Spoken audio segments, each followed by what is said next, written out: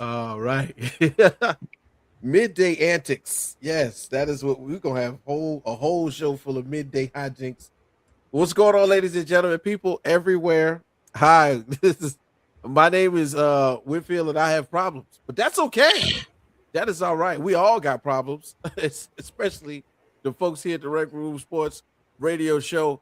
Today is a special day, y'all. Normally, we will be at the ESPN 690 studios having a good time, kicking it with Brian. What's going on, Brian Middleton? If you get a chance to check it out, but you know, the powers that be said not today because, of course, it's March, y'all. It's March, Champions Week.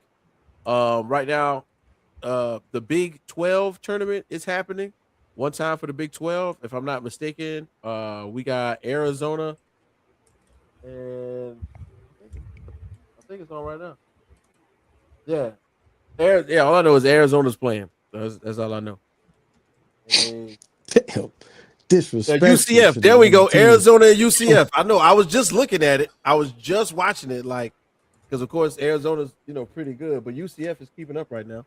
But of course, in any other era, we would be on ESPN 690, wide open, having a good time. But today, we're just gonna do it the regular way, man. Run us a couple conversations up, and basically keep you aware of what we got going on. Gentlemen, how's everybody feel today? Y'all good? I just want my Magic City Monday hoodie, How- man. Go, my bad, Bobby. Go ahead, man. Can't take people nowhere, man. Can't take people nowhere. I swear for God. No, I'm straight, man. I'm good. This is Thursday. Hey, it's part of the game, ESPN teaching us a lesson. You can't, it is what it is, but it happens to the best of them. Stephen A gets bumped, McAfee gets bumped. We just gotta pay our dues as the new kids on the block, but we still bringing you that good content on YouTube. So tap in. Right, for sure. And then, of course, you know what I'm saying, we always got to give a big shout out to our main supporter, the barbershop right down the way where you can enter as a customer and return as family. That's right. Rec Room Sports is powered by unique trends and styles. The barbershop is located on 266 Blanding Avenue, Suite 8A. That's right next to City Thrift in Orange Park, right? They cut all textures of hair. They've got a location. And don't forget, on staff, they got a loctician. Big shout out to Sheree. So you can get your locks and wigs done. Bring the whole family. There's a kids play area and even a game room. So if you want to get beat in that 2K while I'm getting my ball head done, you can get that work. So make sure you check us out right there. Unique Trends and Styles, 266 Blandon Boulevard, Suite A in Orange Park. Make sure you check us out. And we might as well go ahead and do it. Somebody hit the button. This is Rec Room Sports. Olympians carrying the torch, going where they don't go. We ain't lost. From the optics to the topics, we got this with synopsis. Think outside the boxes like Jay on the mic or your boy K Witt. Joe is my coach, T Sweat on the mix. All sports, even if you catch fish like Nate Diaz catches fists. You need to catch this episode, it's a can't miss. We go live and you should subscribe and X's and O's. We made our plan, yo. Yes, sir. And of course, like we always do, it's your boy K with your mama's #1 draft pick. And this show is brought to you by the Unique Trends and Styles Barber Shop. Make sure you check them out. And of course, we got the whole gang in the building. We got the homie Bobby G. Of course, you know what time it is, man. Cleveland's home, Las Vegas home. We see you, bro. What we got cooking up this week with the Audible Sports Podcast, man? Oh, you muted, bro. Hey, we should have waited for like 2 minutes and just kept nodding our heads and see if we finally realized. This is the case. Yeah, this is the case. Yeah, what's going on with the show with the show this week, my boy? Yeah, no, you know what it is. Later on tonight, 9 Eastern to be exact. It'll be our Thursday night post-game show. We'll be talking about some NFL free agency in the offseason. You know what I'm talking about? And of course, tomorrow, the original Audible Sports Podcast with Sports Meets Life and Culture. Me and the boy Wildcard Moore. We're doing the top 20 NCAA tournament performances from players who didn't pan out the way we thought they would in the NBA. Oh wow! So that's a good one. And also can't forget my guy from Sports Time 216, My boy, Man Cave Mike. Mike, what it do? We see you, bro. Absolutely. What up, Brody? And then, of course, man, we got my guy, Jay on the NYC. Jay, what it do, though? I told you already. You want me to say it again? You got to tell the people. Now they paying attention. They listen. Right. I need my Magic City Monday hoodie. Bro. Now I don't Never even gave know. you people money. I now like I seen some that look kind of fake. I'm just saying. Who knows who's trying to capitalize off of this these days, but I need my Magic City Monday hoodie, man. I mean, you ain't lying, bro. Listen, it's if I was a man with a t-shirt press right now in the Atlanta area, Monday, I would have had the shirts ready to go. You feel me? But, nah, dog. You need that patch. Shirt. You need the patch on the side. Right. You I ain't gonna just fall for anything. Man, listen, you got to make it official. You got to get the shirts with like your lemon pepper or with your order on the back. Like you need 10-piece all flats, lemon pepper, wet. You know, like that would have been the shirt. Like, yo, Magic City Monday, I was there. Here goes my wing order. You know what I'm saying? No, that's my wing. Hey, don't even ask me, shorty. Give me 100 ones and this right here. Showing you back. See, you said shorty. That's the problem right there. Shout! I gotta say shouty. Shouty. Yeah, she gonna be like, what? off shouty.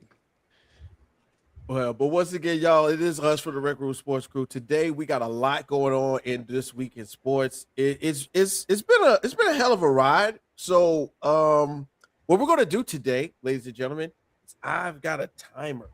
We're gonna practice keeping in time with the team. So if you've got a timer on your phone and you want to participate with us, go ahead, join in. So this first segment right here, we're going to say we got about 18 minutes. Let's see who we can do in 18 minutes. Just like we was on the radio, because on the radio, y'all, we got to shut it up, shut it down, let the commercials play. So we going to play like we're on the radio today. And I'm going to go ahead and hit the timer right now. Okay. So first off, it's a good time. Wait, I'm sorry. Is this a good time right now?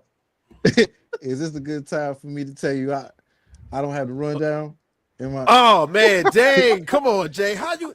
Oh my goodness! All right, let's rundown. Let's also make sure everybody's prepared with the show as well. So what we're gonna do is we're gonna handle with this. We're gonna do this in 18 minutes. I mean, we're gonna do this. Yeah. So Bobby G, I just now make sure Bobby got one. Okay, and let's also make sure Jay knows. So we're gonna make sure Jay gets it. We're gonna cover the whole spread today. I had a anyway, y'all, something happened. Anyway, y'all, the first I can take this time to tell you, I never look at the rundown, so don't feel bad, Jay. I just when we start talking, I'll just go with it. You know, that's how I do it. There you go. He just started going. Yeah. So first off, on the list is the headlines, of course, ladies and gentlemen. If you've been living under a rock, these things should be much well known to you. But in other cases, since you haven't, let's go ahead and start at the front. One of the most epic things right at the top of the list this past week, Bam Adebayo got 83 points, y'all. I don't know if you saw it. I don't know if we might. I don't even think the game was televised unless you was in the DMV area. But Bam Adebayo went out there, man, against the Washington Wizards, and regardless of how we feel, did something no other person has done. And when I say no other person, the only other person that has scored more, we don't got no video of. All right, because Wilt scored 100. And all we got is a grainy, bad-sounding radio recording of it. And, Kobe got 81, but Bam Adebayo went out there and did 83, ladies and gentlemen, on the Washington Wizards. Now, you can say that the Washington Wizards are tanking. You can say that the Washington Wizards are bad. But I don't care if you're playing against 5 little children in a pickup game and the goal is at 6 feet. Scoring 83 points is scoring 83 points. All right. So let's just keep it real with that one. So we're going to get it a little more insight into that. So I want to get too deep. Remember, guys, it's tournament time. Okay. So men's college basketball, everybody's tournament is happening, just like we mentioned, on the ESPN family of networks as of right now. We cannot forget that the Big 12 tournament is happening. The championship games will be happening this weekend. And then from there, we will be getting our favorite time of the year started when we finally get these brackets unleashed, and I cannot wait for that. Another big deal that I'm sure that somebody like Bobby and Mike and myself are all somewhat happy for. The Ravens, they back out of the Max Crosby deal. So everybody has been hearing the news. Well, we heard it pretty much on Friday. Hey, Max Crosby is traded to the Ravens. But if you don't know, the Wednesday 4 o'clock, 4 p.m. deadline is when everything is official.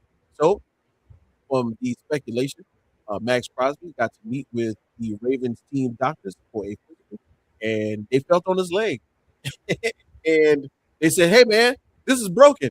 But everybody knew that. You know what I'm saying? This is for the lack of a better words, somewhat of a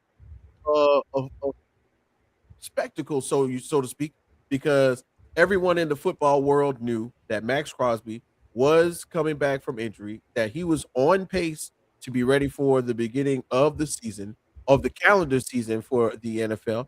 And this trade would still, go through, and then the Ravens would be sending 2 first-round draft picks.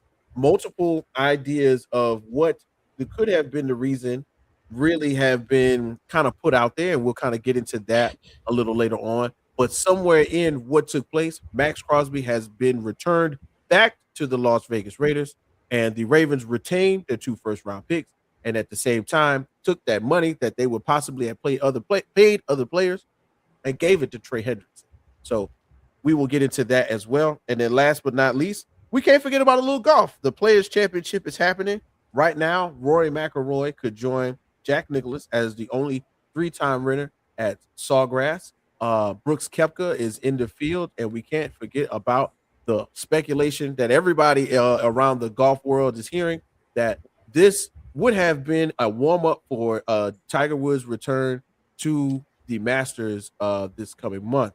So big shouts out to everybody who's down in the area, down there at Sawgrass, taking place in the PGA Tours. One of the most, like as far as the views are concerned, everybody that I keep hearing, like one of the most beautiful courses to play golf on. A lot of breathtaking views, but at the same time, some of the sand traps, the most dangerous in the PGA Tour is considered. So when they call it Sawgrass, they call it that for a reason. Okay, you gotta be on your A game to win this particular course. So I'm interested in it. I'm going to see what happens. Rory McIlroy is, of course, one of the best, if not the best, golfer in the world. And of course, somehow, some way, if he gets to the third one, when you put your name up there with the likes of Jack Nicklaus, it's going to be a big deal. So out of these 3 things, fellas, like what is one of the where do we stand at? Maybe what should be put at number 1, or what's one of the most important things from the headline so far? It's gonna have to be, Bam's 83. Like, first, let me shout out my dude Brian in the chat, man. Shout out Network 216. Shout out to all my guys over there, Fatty, Big Bri, all those guys doing solid work. Yeah, man, Bam scoring anything. And I know all the, like, we gotta stop with this, man, for real. Like, we have this thing as human beings, right? Don't speak ill of the dead. However, man, we gotta stop, bro. Like, that people who are no longer with us are just beyond reproach. Like, and I'm not talking about being disrespectful.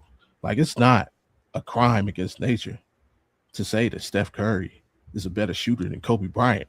He just is. It is not a crime to say Kawhi Leonard is probably a better defender than Kobe Bryant was. He just is. It is not a crime to say that Steve Nash was probably a better passer than Kobe Bryant. He just was. Like, we got to stop with the mad. Like, we love sports because, 1, it unites people. 2, it provides constant entertainment. Man, I don't know about y'all. I could literally talk sports for 24 consecutive hours, nonstop, and be engaged for the entire 24 hours. But when people come like this, like act like people are like, just because your life in this universe ends and it begins somewhere else, because I believe that's the thing, that we can't no longer talk about you over here. Oh no, you can't. No. Nah, man, it's sports, and everything you do in your sport, in your field, it's critiquable because you put the work in, and we enjoy watching you put the work in, and we get to talk about it, to discuss it, and learn from it. Like, but to get on this man and like we're taking away from what Bam did, and yeah, you could say whatever they the tactics that they use towards the end of the game to get him hit. Isn't that isn't that what every team does? You don't think at some point during that Kobe 81 game, Lamar Odom looked and said, "You know what? I can make this shot, but you know what? Here you go, Kobe." You don't think that happened? I do. You don't think they fought David Robinson? Remember that game? He scored 71 points. Anybody actually know why he scored 71 points? Because he wanted to be King Petty. He wanted the scoring title. And they calculated he needed exactly 71 points to surpass Shaquille O'Neal for that scoring title. And guess what? They went out and made sure he got it. Like, it happens. Even a 9 for the game, when a player gets it rolling, the team feeds him the ball. This is how that greatness that we enjoy seeing is created. So we got it, man. Just sit back and enjoy the show. Or, as my man from CB4 said, man, turn around and eat your big ass biscuit. The end. I mean, I'm look, you're right. I'm not even about to argue with anything that you just said. It's just, man, that was the ugliest thing I ever seen in my life, man. And it's ugly, man. That was just ugly. That was just, oh my gosh, dude. I wish I could say this.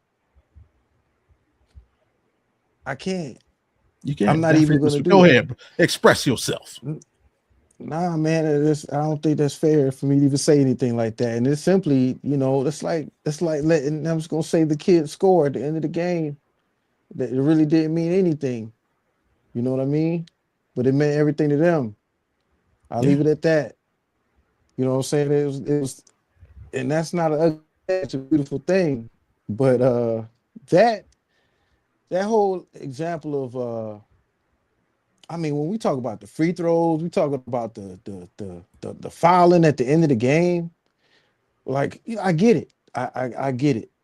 Kelly Oubre from the Sixers, he that was very hateful the way he said what he said. He should have thought that to himself. You understand what I'm saying? Like, he should have thought that to himself when he was saying, well, if you ask me, Embiid has the record. He only played 3 quarters, blah, blah, blah. Look, it's the ugliest thing I ever seen, man. 83 points, great. It's your night. That is your night. Like, it's your night.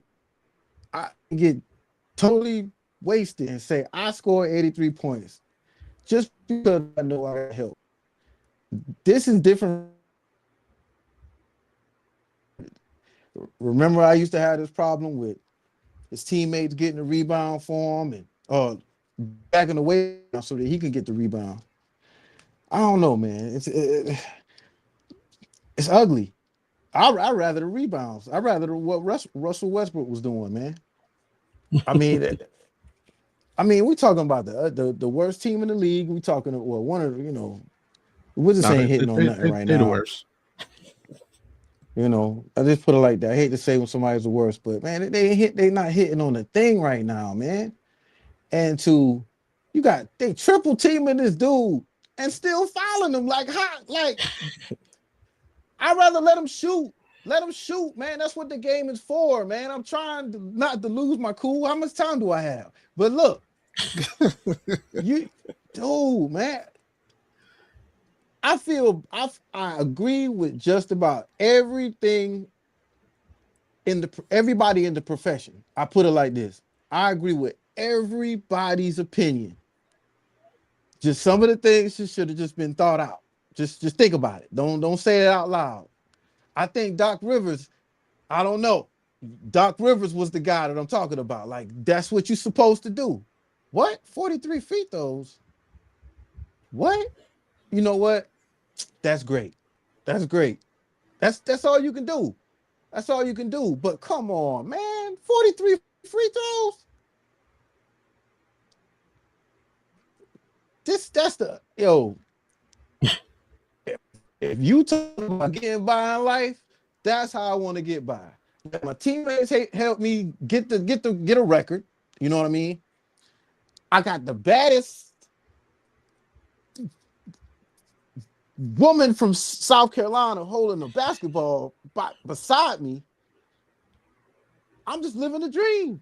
I'm just living a dream. That's how I would feel if I was Bam, but that was the ugliest thing I've ever seen. I'm done, man. I can't keep rambling about it. That's ugly, man. It's the ugliest thing I've ever seen in my life, yo. Oh Like, man, you're not all right. You're not the only one, and I'm gonna jump in and say this right. So Ime Udoka's comments about the 83-point game, like if anybody knows Ime Udoka, and I know him from being my coach of the Boston Celtics, his post game, like straight man comments, like bare face, no facial expression.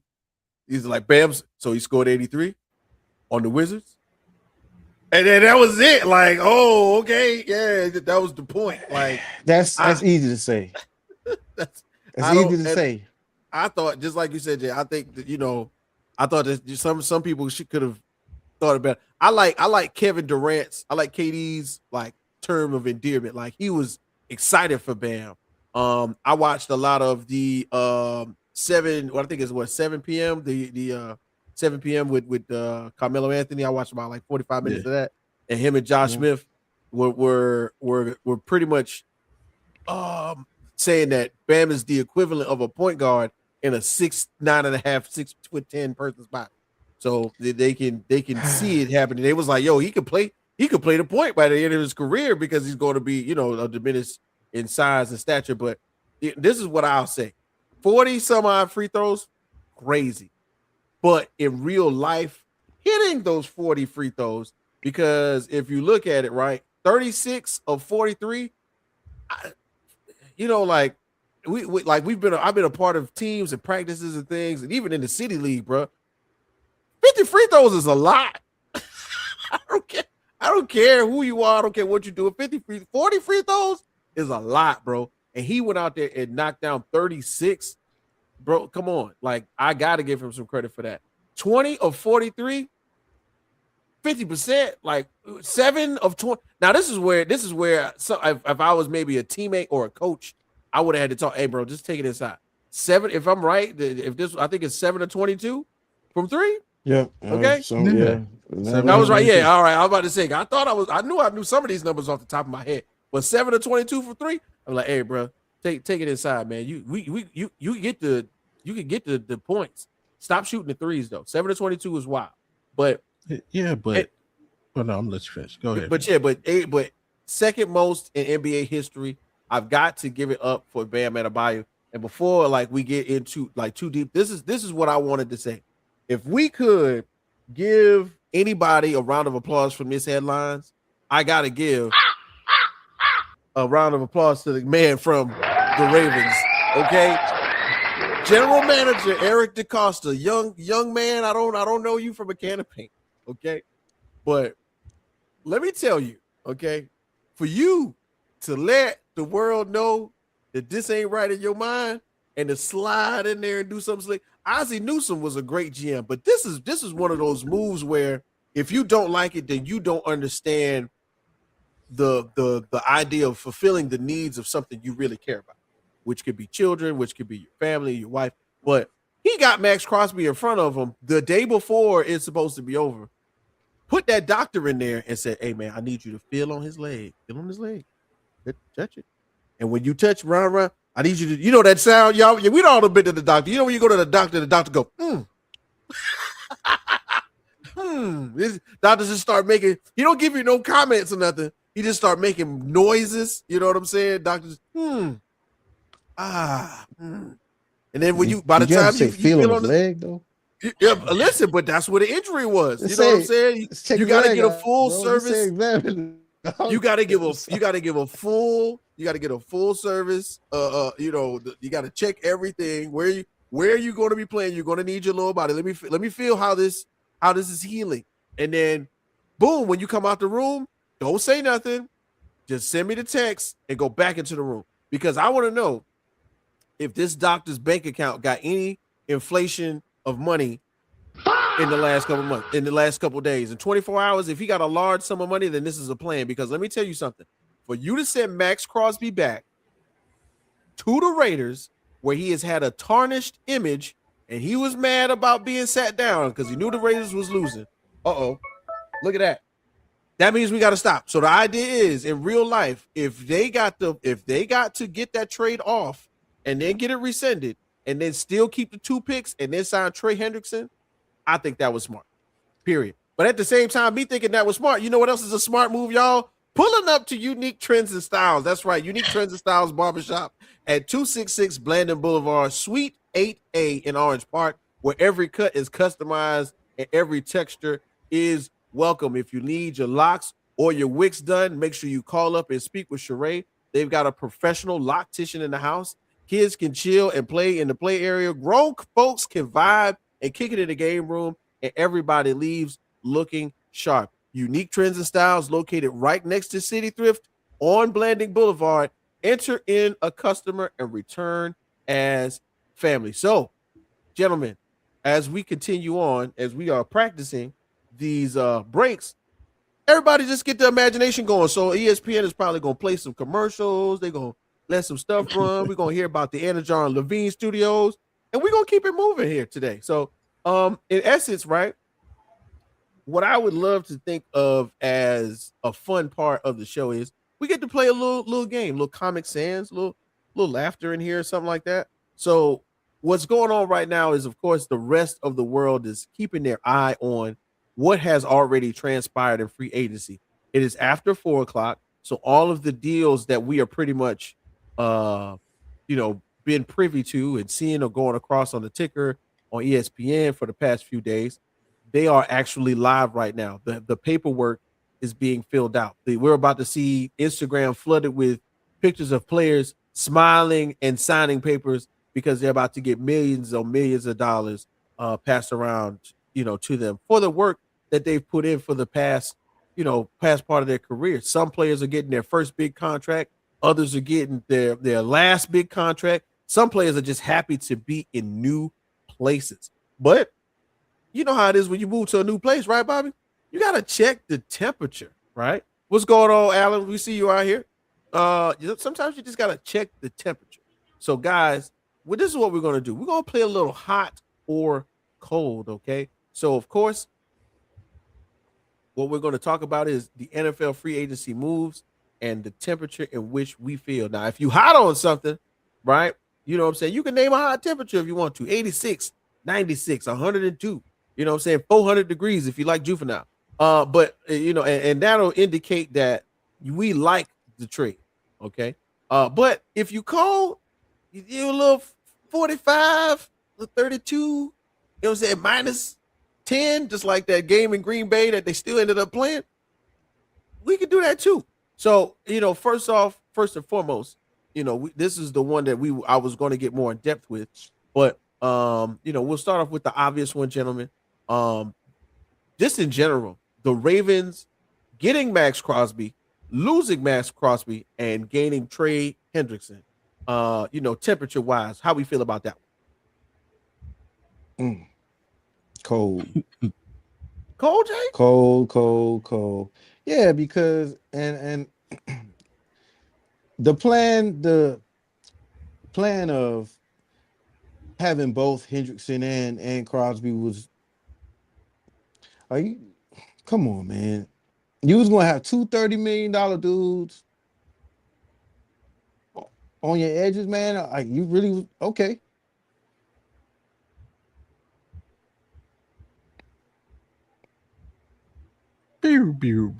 Okay. Yeah. Jay will be back. Don't worry. Let's give him a second. But Bobby G, give your assessment of the trade as while we wait on Jay to get back in. Man, I live in Vegas, man. I'm 110 degrees on it, man. I'm high. Let's go, man. Let's go, Ravens. I mean, the rules are rules for a reason, right? This was a part of the legal tampering period. We could do such things, and everybody knows that nothing is final until this time. And the Ravens they just used all their allotted times. They took it to the 24th hour.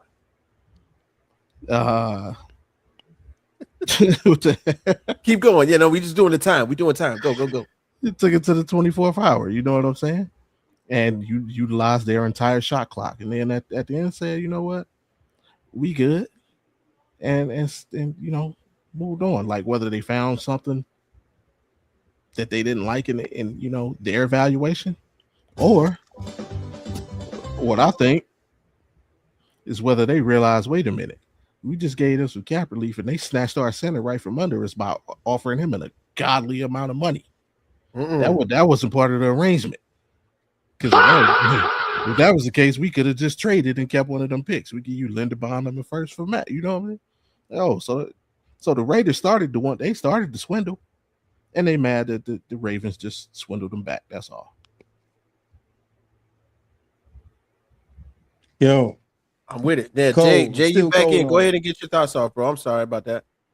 Nah, I'm still cold on it, man, because it's not the same dude. I'm sorry, like that's not the same guy. Like it's, I don't know, man. I don't know. As far as a comparison of, we're talking about a $10 million difference in talent and in price range. Like, nah, I'm cold on it. Cause you gotta say that now. Oh yeah, we was gonna get both of them. Right. Yeah, right. But hey, Hendrickson got what he wants. He got him a deal. Can get pretty much upwards of 50 million, 52.5 million in incentives. After all of that, that's cool. I'm glad to see him get his deal that he's been looking for, but I don't know, man. There's gonna be a lot of motivating keys for him going into this season, man. Knowing that they possibly did, in his mind, they possibly did want Max Crosby over him. Not they wanted them both. Hopefully, he's smart enough to know. Like, what else were they gonna do? Hey, I'm glad we got us some edges at a nice price. Commanders, let's go. But I'm cold on it. You cold on it. All right. And to be honest, if you didn't hear my assessment earlier, where I got a chance to speak on it from the perspective of the GM, Eric DaCosta. I'm warm on this. I'm warm. I'm like 2.5 minutes on the microwave. You know what I'm saying? Like the food could be hot, you can still eat it, but like if you're not a 2.5 minute person in the microwave, you can still heat it up a little more. Even though we talking about outside temperatures, sometimes I gotta refer to food.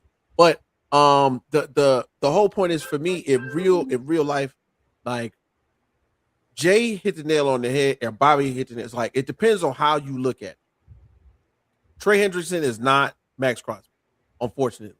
If the original plan was to land both edge rushers and then turn the world upside down as you made as you bring back the quote unquote scariest white pass rushers ever on one team, I think that would have been great. But to lose one that you really didn't even have and retain two of the first round draft picks, I really feel like the phone call was made to that doctor.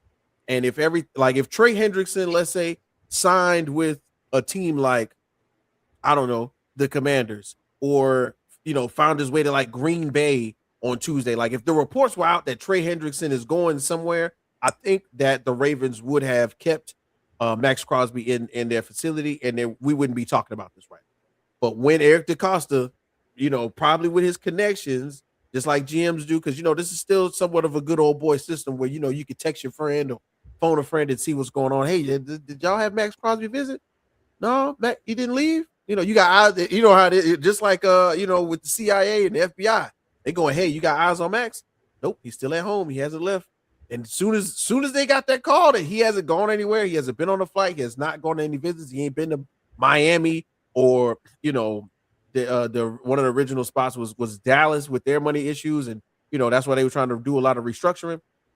As soon as that word got out, he said, "Hey," he called that doctor and said, "Hey, feel on that leg, make some noises, and walk out, and then we're gonna send him back because we can keep the 2 picks, we can get a pass rusher, and we can still save some money." That's why I'm lukewarm. So it could really pan out working with Trey Hendrickson. I mean, in the past 2.5 years, he's still got 35 sacks. That's still a lot. Before he was injured, he was one of the most dangerous pass rushers on the defensive line on a team that really wasn't, supporting anything as far as defense is concerned. I think it really meant a lot. So for me, I'm lukewarm. Now, as we move forward, there's a couple more signings that we could talk about, right? One that I think we will definitely get into a little more, to me, is a good one. Like Mike Evans going to San Francisco. That's right, Mike Evans leaving his well-known only team he's ever been on. That's right, the Buccaneers, to travel clear across the country to play for the San Francisco 49ers. And of course, a Shanahan type offense. This is a big deal after 12 years in Tampa. Are we hot or cold on Mike Evans going to San Francisco? Cold again. Dang. Cold again. I mean, once dude started talking about that electromagnetic field out there or whatever. What? Look, hey man, I'm cold on it. Bobby, you can go into whatever you want. But my whole thing is like, look at the 49ers in a nutshell. You're not getting your tight end back anytime soon. You have a lot of injuries looming around this team. And you say, okay, we're gonna get Mike Evans on the outside. That's kind of bananas to me. That's just kind of bananas. There's some guys out there. There were some guys out there. Mike Evans, I get it, man. I get it. But they gotta stay healthy, man. You gotta stay healthy. As a team, they gotta stay healthy.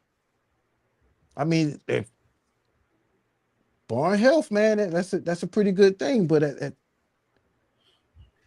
you gotta stay healthy, man. That hamstring, man, that hamstring. I don't know what it is, man. Like, Mike, and look what you got out of him from this past season. Like, dude, I'm cold. How about this? You said 2 minutes. How about putting a frozen dinner in the microwave on low for 2 minutes? And it's that warm. All right? It's not warm. Very warm, dog. It's not very warm, dog. Nah, just a corner of what you was cooking is gonna be done. It's gonna be at the bottom where you gotta mix it up a little bit before you put it back in the microwave because you don't want to burn it. You understand what I'm saying? Like them cheap TV dinners, man. Yeah. I'm that warm. All right. Bobby G, Mike Evans, man. Where we at? We hot? We cold? We lukewarm? What we at? No, I'm hot. It's a good signing, but honestly, I agree with Jay. Like, if there was something that the 49ers could sign, I know they'd give up everything. It would be health. Like, that's their issue. They just can't stay healthy.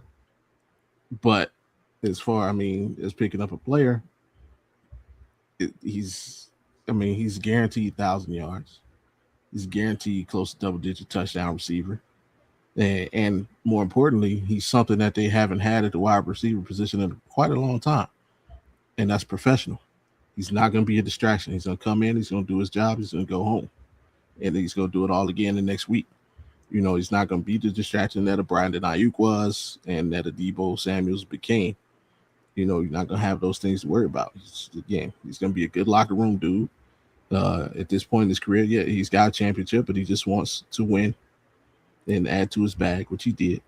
So, I think it's a good signing. I mean, all intents and purposes, you could argue, had they had Mike Evans last year, they still could have been competing for the Super Bowl.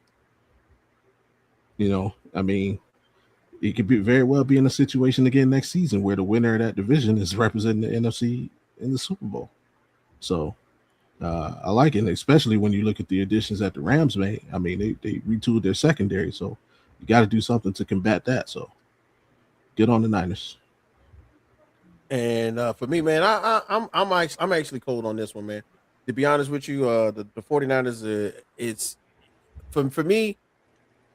I like the player. You know what I'm saying? Don't get me wrong. I like the player. The idea is somehow I don't see where my like adding Mike Evans go makes the needle move very much.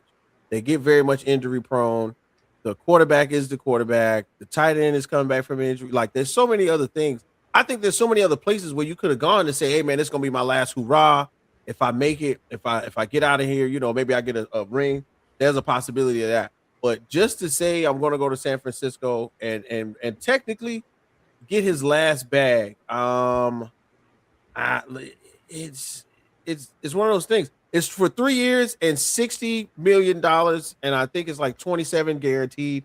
Um, it's like I'm I'm not amazed. You know what I'm saying? Yes, if he lasts 3 years, 3 healthy years in San Francisco after his 12, 15 years later, he is technically over or in terms of years played for a team and touchdowns and yards, right over the Jerry Rice mark right now. So I can agree with that, but it doesn't really move me. Now, one of the big ones, one of the big moves this offseason that of course we knew was going to happen, we just didn't know where it was going to happen. And I think this is a good one to discuss in like a 2.5 minute time frame. Kenneth Walker to the Kansas City Chiefs, Super Bowl MVP, lands with the ex-champs and gets $3,043.5 million. Are we cold or are we hot on K9 joining Patrick Mahomes on the comeback tour? I'm pretty warm on this one. I'm not gonna lie. I'm pretty warm on this one. And when I say this, I'm talking about like warm, like you've been on the pillow too long. Warm, like like that's about it. But not seriously. Turn the pillow over for him. I like the warm side. Yeah, Yeah, the other side of the pillow was cool. So yeah, I like yeah. With the running game, you wanted somebody in the running game. They got rid of the dude that's probably was like the most penalized offensive lineman in the league, I believe. I want to see the run game still improve. What I said before, man, like we're talking about a great running back, great for the scheme. You got old Kelsey out here. I'm kind of curious to see what gets done on the outside, like what gets done on the perimeter. That's what I'm talking about as far as the Chiefs. So when I say warm, like you got the run game you wanted in a way, if he can stay healthy, but who's going to be on the outside? Who's going to be the threat on the outside that you say run past? Like where's the threat out on the outside?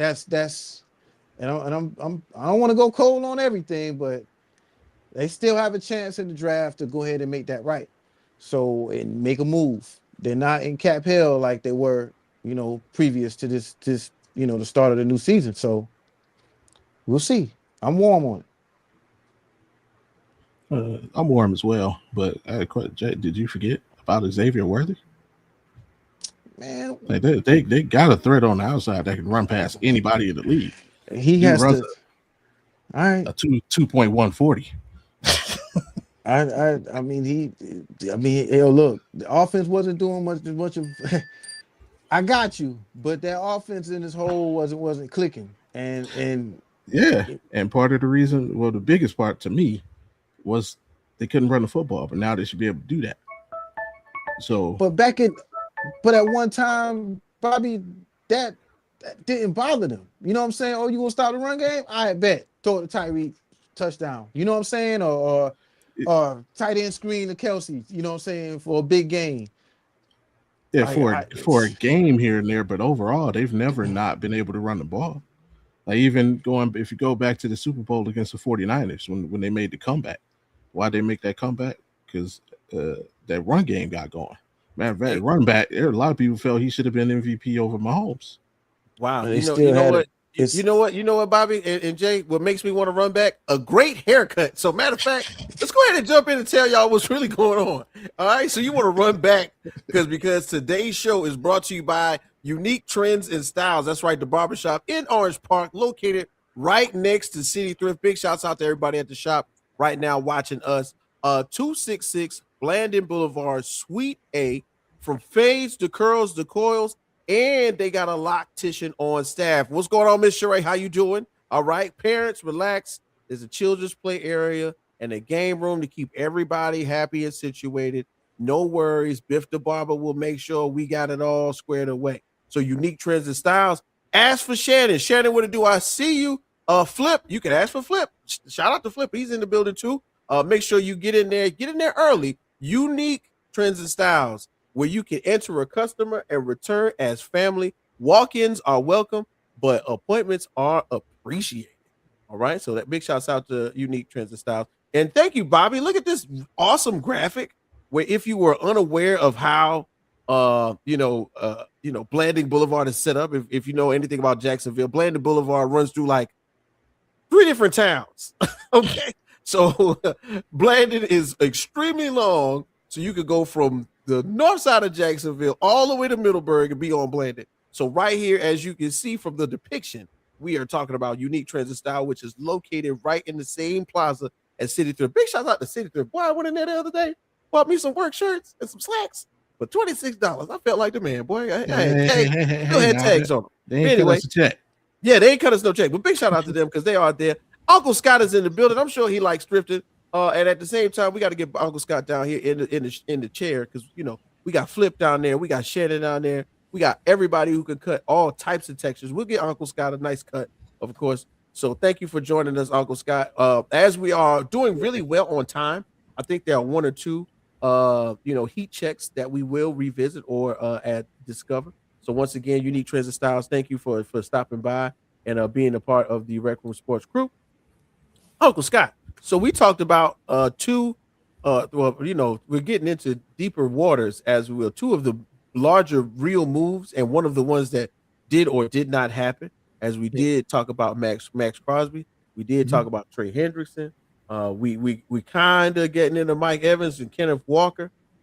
Is there any of the moves that have happened so far that you are warm on, Uncle Scott? I don't want to sound like a homer, but Dobbs to the Patriots was a big move for the Patriots. They needed a wide receiver. They struck out on Alec Pierce. The only thing that I'm not crazy about is the contract they gave him, which is but Wan'Dale Robinson signed for about the same thing. I mean, the going rate on secondary wide receivers is what the Patriots had to pay. So I'm ecstatic that they got a younger receiver than Stephon Diggs. Now, he hasn't had a 100-yard receiving game in the regular season. So that's going to have to change, I think, for all that money he's got. But I don't think the Patriots have done a wide receiver. I think there's another move coming at some point. Someplace, some point. I'm not saying A.J. Brown, not saying anybody like that. I'm just saying there's another move that is going to come. What it is, I don't know. The Wan'Dale signing in Tennessee is great for them. Possession receiver, catches a lot of balls. Cam Ward can lean on him in situations. His offensive coordinator is somebody that's very familiar to him in Dayball. So I like the Wan'Dale Robinson, the Tennessee signing. I think that could be something that helps Cam Ward in the short area passing game. He won't go deep. He won't catch a 50-yard bomb most of the time, but he will catch that 8 to 12-yard intermediate route, and he can catch a lot of balls. So I see Wan'Dale as a really good Titans receiver, better than Calvin Ridley ever was for them, because he never worked out. So, but those are the 2 moves that I'm really high on that weren't mentioned. Not Mike Thanks, Scott, Evans. for jumping in. Yeah. Thanks, Scott, for jumping in. And of course, technically, if we were working, ESPN 690 today, we just want to revisit everything and tell everybody thank you for tuning in. This is the ESPN, it's the Rec Room Sports Show, Rec Room Sports Radio on ESPN 690. But today they are broadcasting the Big 12 tournament, so we are out, but we at the house, we at the crib, so we a little more comfortable. But we are working on our timing, ladies and gentlemen. So please bear with us as we, you know, pot in a couple breaks here and there and show love to the folks that show love to us, just like our gang at Unique Trends and Styles. I'm gonna be back in there. We're gonna bring Jay down here. We're gonna get Jay the nice, the nice beard trim. You know what I'm saying? We might even maybe we get Miss Sheree to, do the beard wash. Sheree got the wash bowls and all the good smelling shampoos. I'm always in there watching her do her thing, as she twists some locks and whatnot. Maybe she could do a little, little conditioning, deep conditioning on the beard. That didn't sound a little stalkerish at all.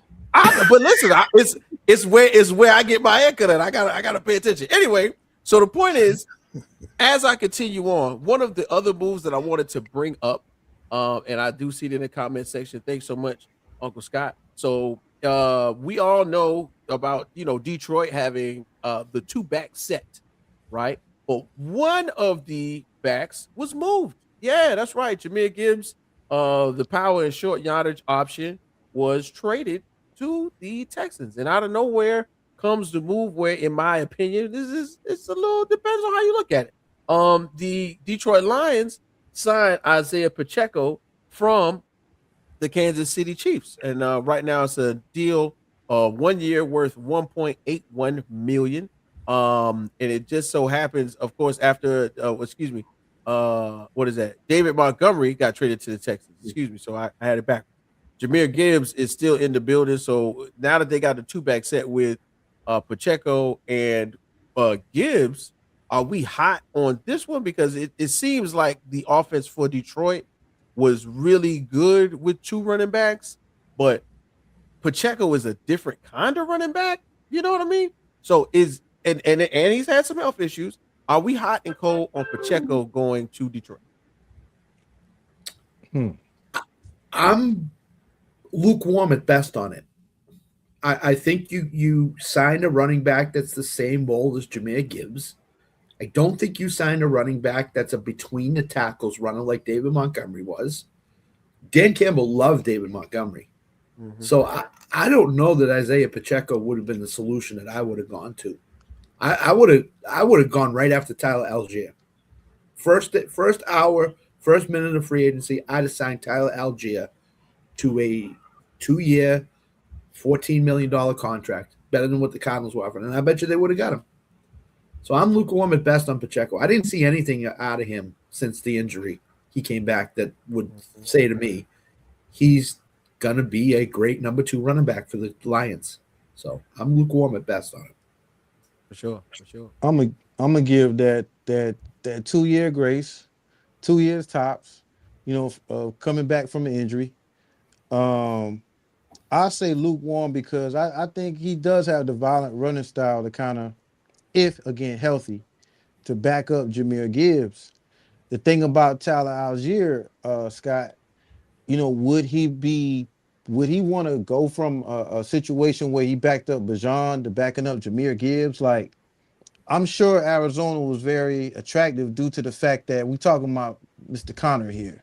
And then also y'all name escapes me, but I don't know. Like, there's a possibility that Tyler Algier would be, a lot more used in an Arizona offense than Detroit.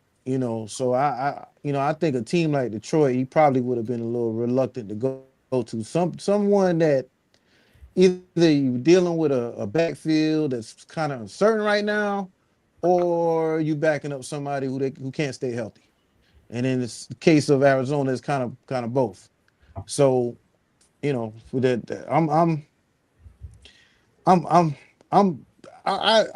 with Scott, like lukewarm at best, because again, we got to see how healthy Pacheco is, and if he could run like he did in his I would say singular season in Kansas City, where he looked like a heavy on potential.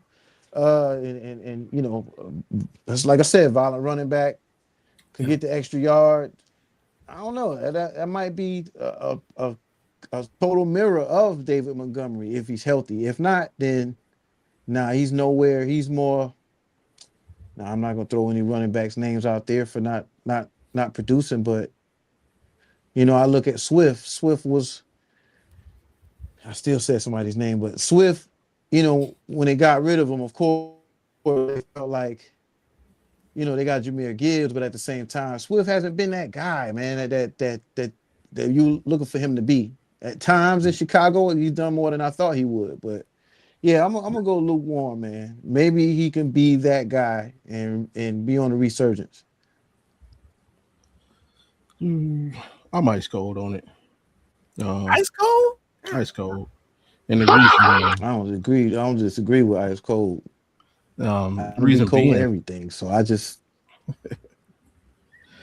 like, it's really like I agree with a lot of what Scott and Jay said. Like, honestly, the reason I'm ice cold on it is because I think the Lions played themselves. Like, I would actually be hot if it were a 2-year deal. Yeah. Yeah. You got him on a 1-year prove it deal. Okay, so what if he proves it? You can't max him out because you got Jahmyr. So you're gonna have to let him walk for nothing.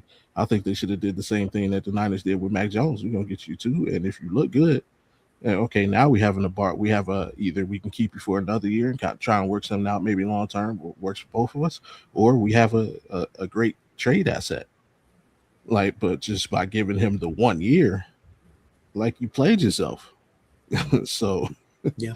I mean, yeah, it's only good if he flames out, because then, you know, it's for nothing. But again, if he goes out there and is a great compliment, and let's say he gets you 700 yards and 7 touchdowns, well, now you're at the negotiating table next year, right? Again, and you're right back in the same place. So yeah, I just didn't see the point in the length. And to Bobby's point, they still got to pay Jahmyr Gibbs. Yeah. They still have to sign him to a long-term deal. So they're going to be doing this running back roulette for years and years, I think. And that's not a great thing. That's a problem. So. And Detroit's offensive line is not the same line. It's not. They're having questions about Sewell right now. Yeah. And which I would never thought that would come up. Yeah. So that's it's not like he's actually going into that same line that Montgomery and Gibbs first had when they were together. Mm-hmm. It's kind of, I don't know. It's a lot of it's a lot going on the offensive line, and Dan Campbell said it himself. I think he pretty much saw the future and said this was our only chance. This was our only chance. It's like, damn, dude, you had to say it like that, but hey, it's like a profit right now because that line ain't the same, Well, so we'll see what they get together. I'm gonna say this, and this will be pretty much. I like it when players get to the money, and I definitely understand it. But like, the injury history would give me a little bit of pause on this in particular, man. So I'm kind of cold as well. But this, I got one because I'm holding off on one just in case. I'm really holding off on two because I think it'll be good contract discussion for us to kind of dive into and have a bit of a deeper conversation. And I want to wait for Champ. Word on the street is our boy Champ is on the way. He is on the highway. Big shouts out to Champ. We want him to drive safely. So Champ, we will hold off on that in particular conversation for you.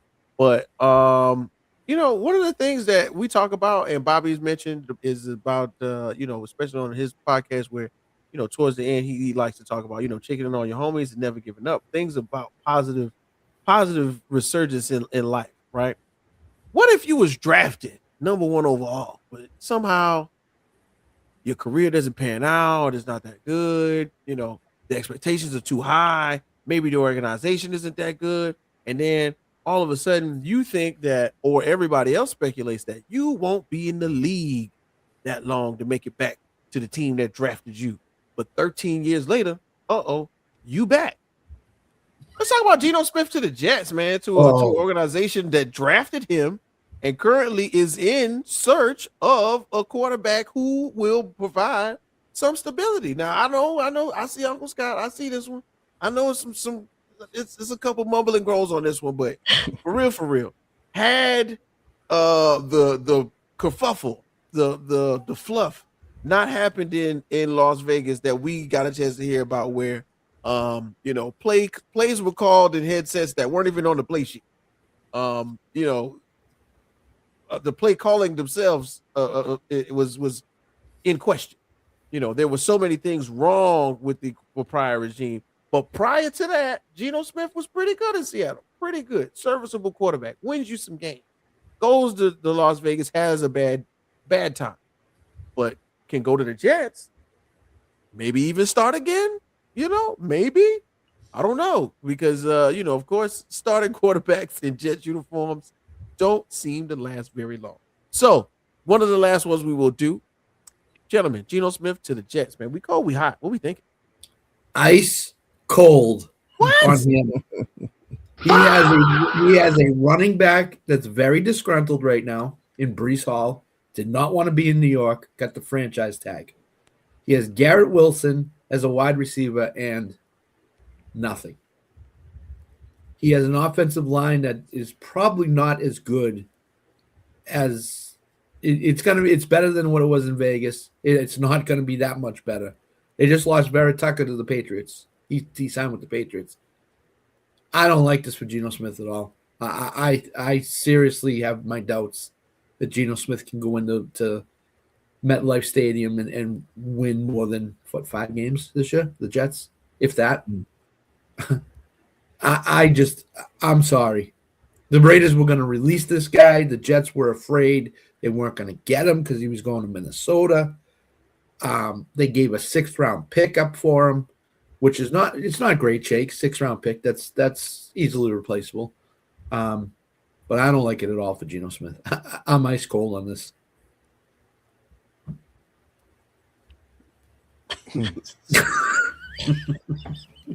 Nah, That boy don't even want to say nothing because of Where do I Geno Smith. begin, Jay? I'm gonna go last. Okay.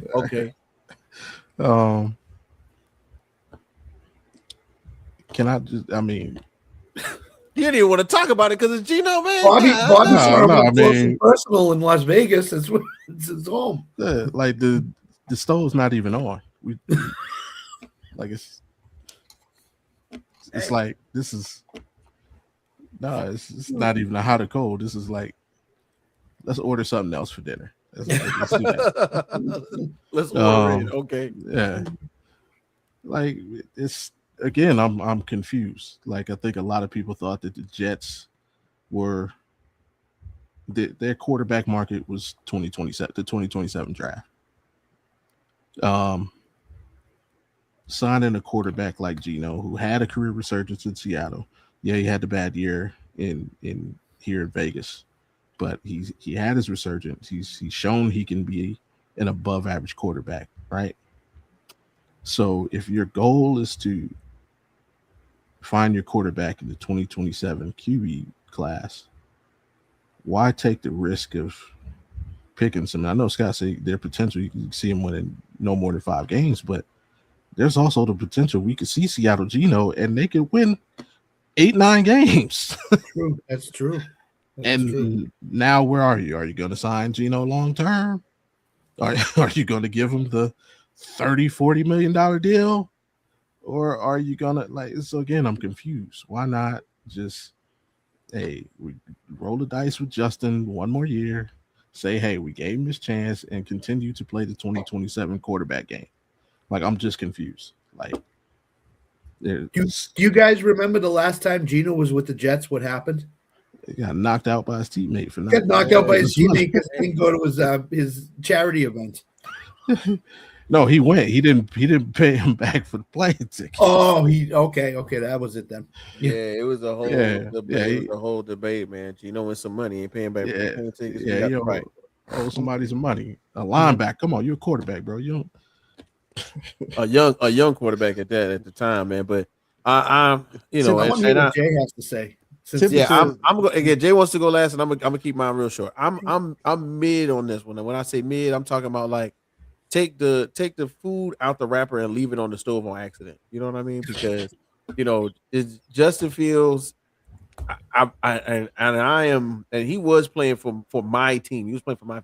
I feel like he just doesn't get a fair chance every other place he goes. Every other place he goes, he just like they go there he goes again, scrambling when he don't need to. There he goes again. He's not following the playbook, and then all of a sudden everything gets thrown out. I want him to have a fair shot to say, "Hey, you're going into training camp. You know the playbook. You can beat Geno Smith. Beat Geno Smith. That's it. And that's all I want. You know the playbook. You was here last year. You know the players. You got chemistry.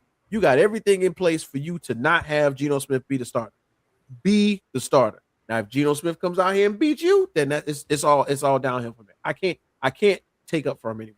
I cannot. He has all of the skills. He's got the skill set. He's got the arm. He's got the legs. He can move. He looks good in the pocket. Whatever. But if Geno Smith comes in there and smokes him in preseason training camp, because that's where it starts in real life. They want to see who's going to come to the non-mandatory drills where they just rolling around without pads. Who's going to show up to the mandatory? Who's holding out? But if you show up to everything and work your butt off from start to finish, Geno Smith should not beat you. Simple. I'm sorry, does Justin Fields have a twin brother named Justin Fields we don't know about?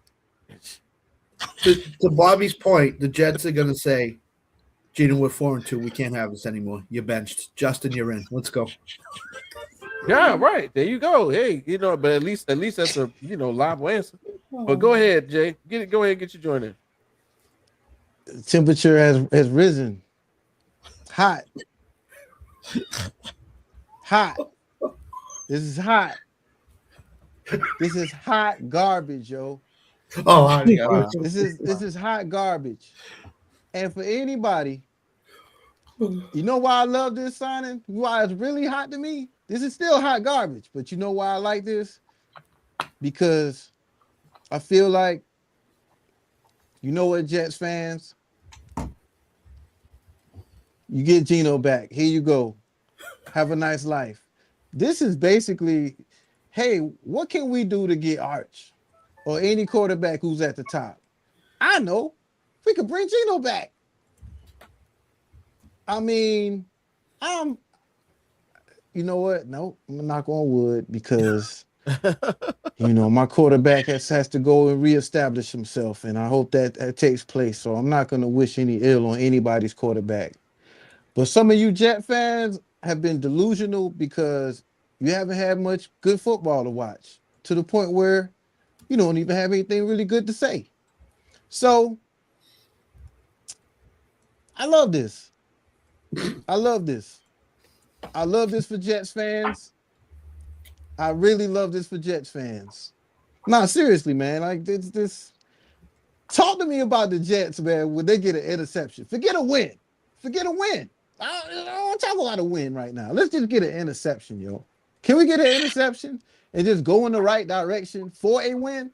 You know what I'm saying? Like, it's almost like the replacements when they got like 3 freaking delayed games in a row. Like, get a first down, and then we know we going somewhere. So in the situation of the Jets, I don't want anybody has anything to do with the Jets. I do not want to talk about because I need to see an interception, man. I just need to see an interception before I can even understand what they have going on, and even what their fans have to say. You got fans checking out of football and they want to talk about football. How do you do that? Where do they do that? Oh, I ain't been watching football, but I want to talk about it. Get out my face. Anybody understand? Like, Jets fans are delusional right now. So, like, just let's see an interception, yo. Let's just see an interception. Let's just see a pick. Can we? You know what we should see, Jake? Since we seeing stuff, we should see more people. Unique. I know. That's for sure. We should see more people heading to Unique Trends and Styles. That's right. One of the best barbershops in the Orange Park area, Rec Room Sports is powered by Unique Trends and Styles Barbershop, located at 266 Blandon Boulevard, Suite 8A in the Orange Park area. So if you get the number straight off of Google, because they do enjoy making appointments, you can ask for Biff the Barber, maybe Shannon. What about Flip? Who's available? Or if you got locks or wigs, you can also ask to speak with Miss Sheree. Hey, Sheree, how you doing? Bring the whole family. Doesn't matter. There's kids play areas. There's even a game room for you to sit in and wait. Unique Trends and Styles. Enter in as a customer, return as family. Located right in the same plaza as City Thrift, 266 Blandon Boulevard, Suite 8A. Tell them that you heard it from the Rec Room Sports Radio Podcast and see what kind of discount you get. Because let me tell you something. All textures, all styles, all hair, definitely going down when you go into Unique Trends and Styles. Now, in the background, one of our great friends, one of our cousins and family members who just so happened to tell us that, hey, man, he got a job, and then he got off the job, raced down the highway, told him he was going to come and hang with us, and this is what we're going to do. We're going to go ahead and bring him in. We're going to have our last hot and cold moment with one of our favorite people in the green room right now. Champ, what it do, Champ? We see you, bro. Champ. Hey, how y'all doing, man? Good. Man. Hey, before Champ goes, hey, Bobby and Jay, Whit has a new nickname now, King of Transitions. King of Transitions. Oh yeah, definitely, man. I wanted to answer the question with I'd rather talk about unique, but I didn't want to mess. That's a great one. That's a great one. I did not want to mess up any your read, man, because I was gonna jack it up. Oh, man, champ. Man, I can't even understand how you may feel right now, man. And before like Wick gets into anything that he wants to talk to you about, hey, for one, if you could get a hood, I'm gonna try to find me a hoodie, yo. But if you know anybody that has a Magic City Monday hoodie, let me know. I got mine delivered today. Okay. Hold on. Why Champ look like he about to be like coming straight out of Compton, the crazy name. Yeah. You know, as a matter of fact, I am so happy that you did that. I wear this outfit. You the first person who caught on to it. I do that to pay homage to my favorite rapper, who was Ice Cube. Well, I thought you was coming for violence because of the stuff that I was gonna say, man, and no, like we're gonna start I do this from to pay homage to Ice Cube, the Jacket for Beats video. When he had that song, in fact, he had a blue one. I just switched mine up to gray. The Kings, my favorite team. So yeah, I do that to pay homage to Ice Cube. So this has nothing to do with every time we turn on the TV, we see a Braves player getting hurt, or the fact that again we have no Magic City Monday to look forward to. You know what I mean? And just the James Pierce situation is just getting like just more and more horrific. And then you got Mr. Fontenot on air saying it's just speculation. I'm just saying, talking about,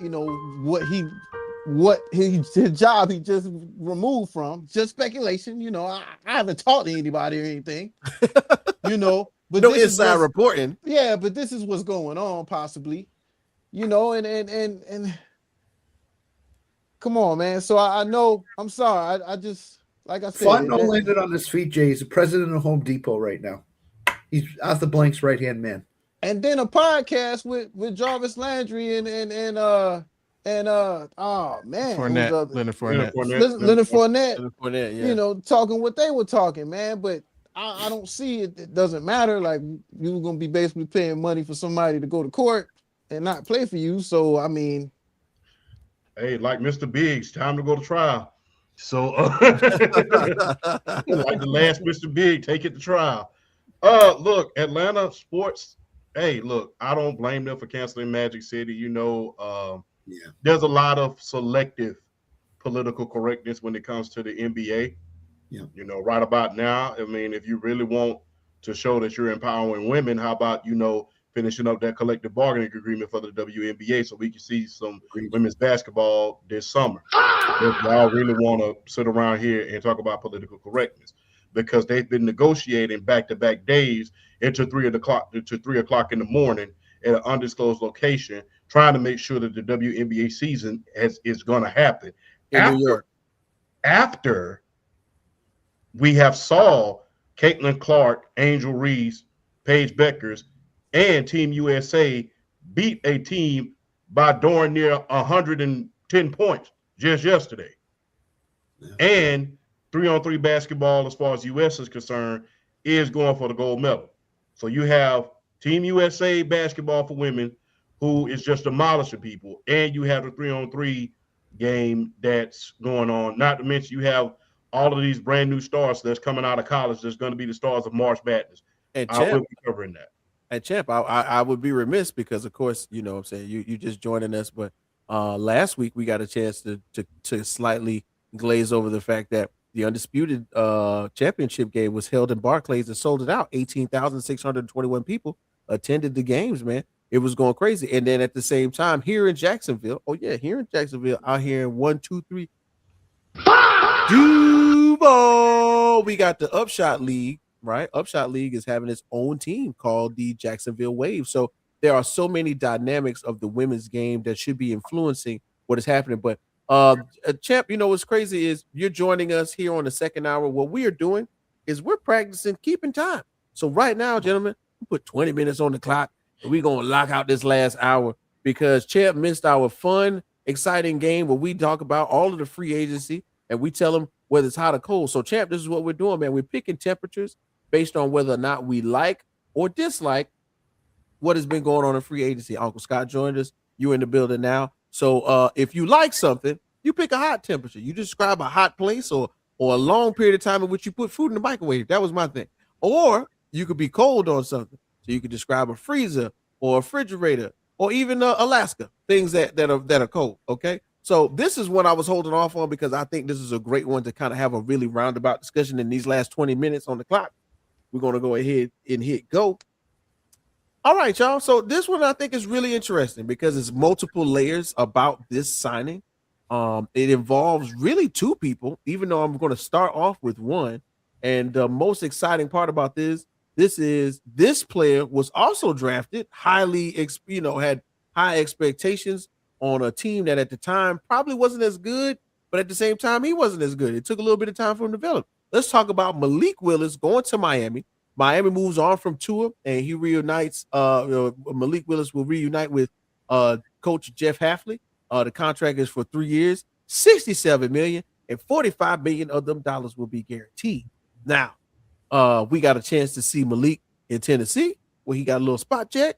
Didn't really do too good because hey, he's coming from a D2 program that wasn't as involved as it should have been, and the offensive line, all the excuses that they gave him in Tennessee. But then we get to see him in Green Bay. Be the backup. Don't go in there and win the games. Don't do nothing too spectacular, but be the backup. And for those games, I think it's, if I'm not mistaken, in 6 games, Malik Willis look pretty good. I can't even lie about it. And then, of course, sitting behind Jordan Love and being involved in that offense and having like a hands-on experience on what it takes to be a professional, not necessarily to be a starter. I think it really helped him out a lot. And to see, because, remember, Jordan Love sat behind Aaron Rodgers on the way out the door. He learned something, So, in my opinion, guys, Malik Willis to Miami, replacing Tua. Are we hot or are we cold on it? I'm warm on this.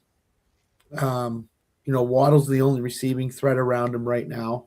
There's not a lot else around him. David Etienne's in the backfield, so he's got a running game that's pretty good.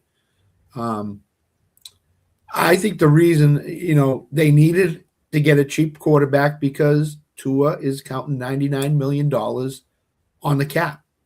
So they needed to find a way to structure the contract based on what they could afford. And Malik Willis was it. I think the advantage Malik Willis has is that he has a head coach that has worked with him, has seen him up close and personal play. So I think Hafley and his staff are going to put together a game plan that's going to benefit Malik Willis and go to his strengths. So I'm warm on this, but I could get hot or I could get cold depending on what I see the first 3 or 4 weeks of the season with Malik.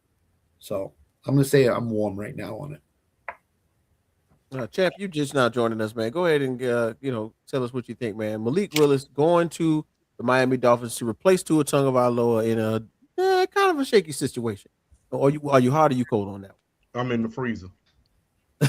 one? Yeah. You could throw in the great words from Master P. Throw me in the freezer so I can chill. So I'm not really sold on Malik Willis. He's had some moments, but overall, he does not pass the eye test for me. And Miami has been a dumpster fire ever since Dave Warnstead has left.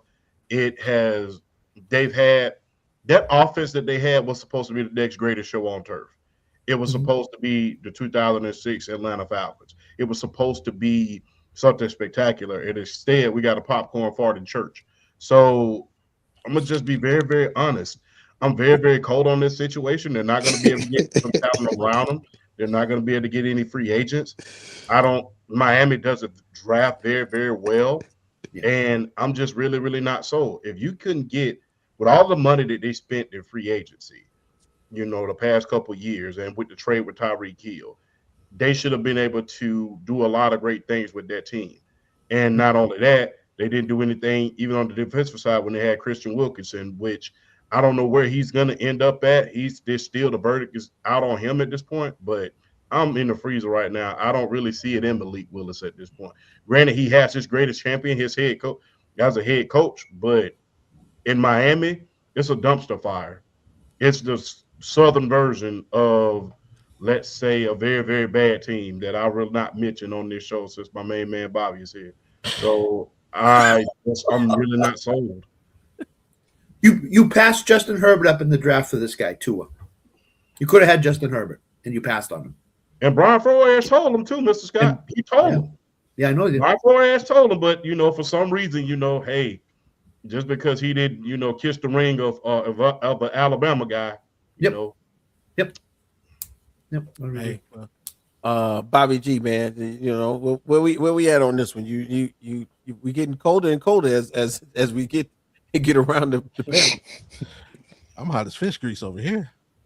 Hey, we cooking with gas. No, I am hot for real though, and it really has nothing to do with Malik Willis' skills or abilities.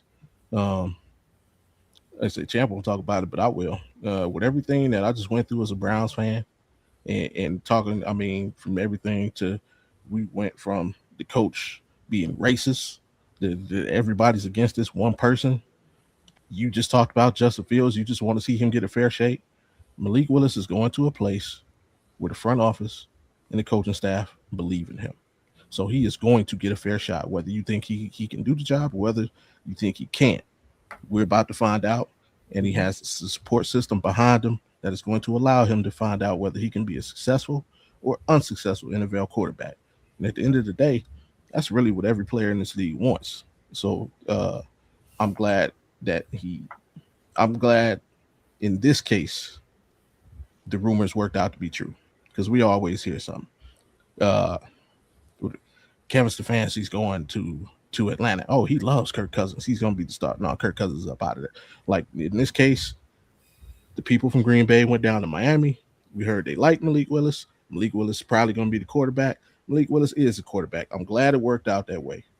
Because like I said, he's got the support system behind him. We know they believe in him, so they're going to do everything in their power to make sure if he can be successful, he will be successful, regardless of what the foundation is. They're going to ensure he gets his fair shake. And at the end of the day, especially being a black quarterback in this league, that's all you can ask for. Well said, brother. Well said. Somebody got to like Malik Willis on this show. Jay, what you got, man? Hey man, I'm pulling for him. That's all I can do is pull for him, because he deserved the chance. The only thing I could say is he's only had 28 dropbacks. If you look at all the plays that he's ran in Green Bay, he literally legit has only 28 dropbacks. Where he wasn't asked to fork it off or screenplay or anything of that nature. He has a legit 28 dropbacks. So that's a very small sample size. So, he has the running game. He has a outside receiver that he can build on. Like going into the draft, who's you know, like they in cap hell, but oh well. You know, like it's I think they have the right quarterback to try to bridge through. It's better than getting Geno. Tell you that.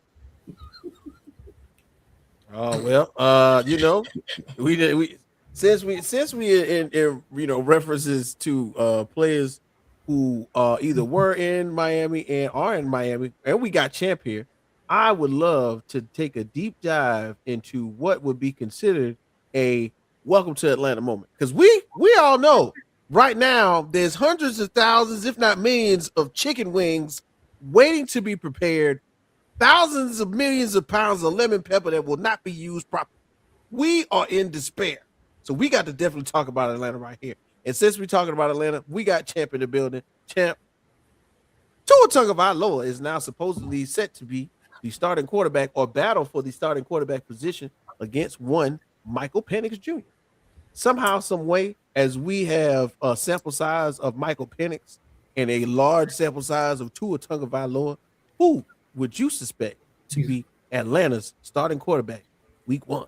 He's already shaking his head with Whoever ain't at Greater Memorial Hospital at doing week Wait, one. that ain't Grady. Whoever ain't at Greater Memorial Hospital at week 1, that's who probably gonna be the starter.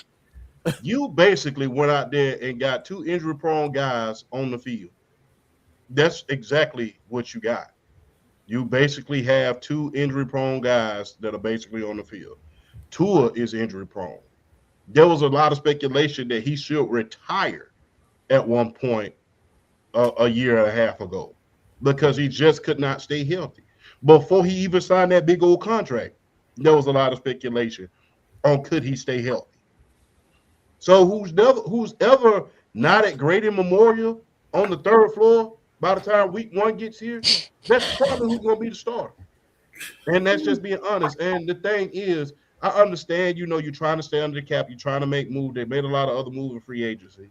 But the thing is, when you have the skill players and the linemen that we have right about now, when you have Caleb McGarry, when you have Matthews, when you have these guys that are just marvelous, and you still can't get the quarterback position right. We haven't had a quarterback since Matt Ryan. We haven't had one since Matty Ice left. Yep. So the thing is, if you're really going to send a message to the fans, I would have at least said, hey, let's bring in Kyler Murray for at least a year and let him come in and do something and see if he can truly play if we give him a place of structure, because we know he can play. He's been an MVP candidate first half of the season, but the verdict is out on him on his study habits. But let's see if him, after he's already acknowledged and taking accountability for failing Arizona, if he can come in and do some things in this offense where he has a good offensive line. He has a hellified all-pro running back. And who's going to get more carries this year because we just lost Tyler Algier. Yeah. Yep.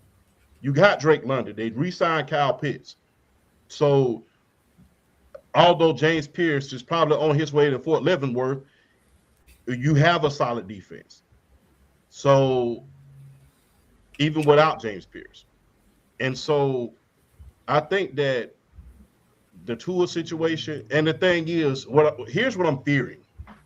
Here's my greatest fear at this moment. The sum of all fears is that if this guy comes in and we go to a playoff game, let's say even go to a division, win a division title and go to the divisional round, is that Atlanta, in true Atlanta fashion, will turn around and give him a big old fat contract.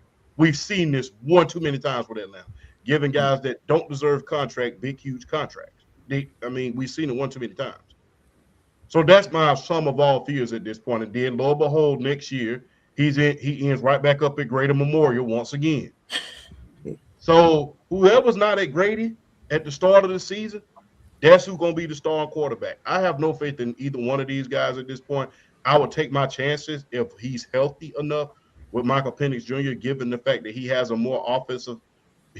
better offensive minded coach than Arthur Smith and than what he had last year with Zach Robinson. I know that the running game and the tight end game is going to be at its optimal with Tommy Reese and Kevin Stefanski calling the plays. I know it's going to be at its premium as far as the passing game is concerned, but I would rather see what MPJ is going to do and see if we were right in taking him in the top 10 rather than trying to revive something that is, in the great words of the Jim Hellwig, the Ultimate Warrior, rest in peace. You're trying to create something that is flat out uncreatable.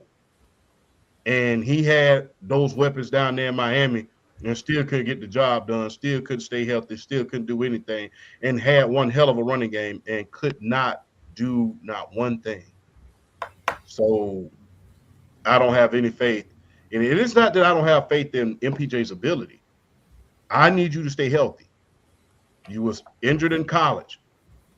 You know, you set for a little bit, which was part of the plan, but then you came back out there and you got hurt again. So you gotta ask yourself, is this a mulligan on our part? Or are we gonna go back in the draft next year? So hey, I have no faith. Whoever's not at graded this year, that's who's gonna be starring. Two is that back of the freezer thing that you haven't pulled out in 4 months that has freezer burn all over it. That's what Tua is for me. He's going to be out of the league within 2 years. He's all done within 2 years, I think.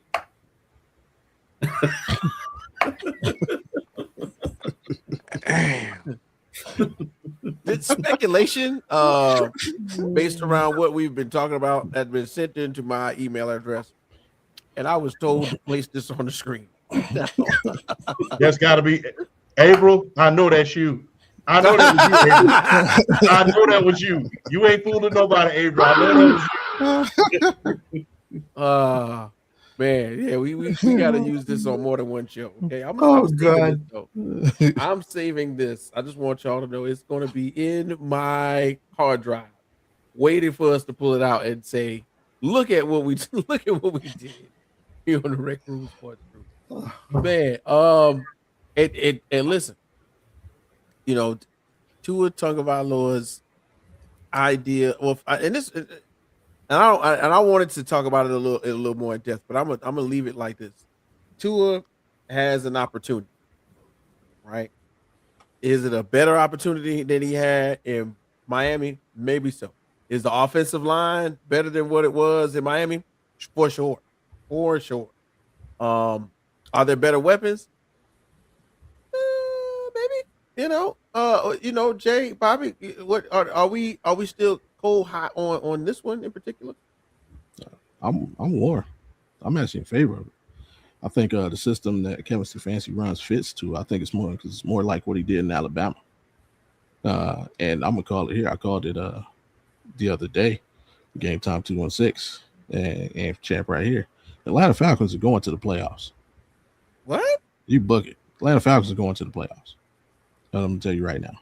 And the only thing that's gonna stop them, like Champ said, if Tua can stay on the field, not in the hospital. Tua Tagovailoa is on the field, the Atlanta Falcons are going to the playoffs.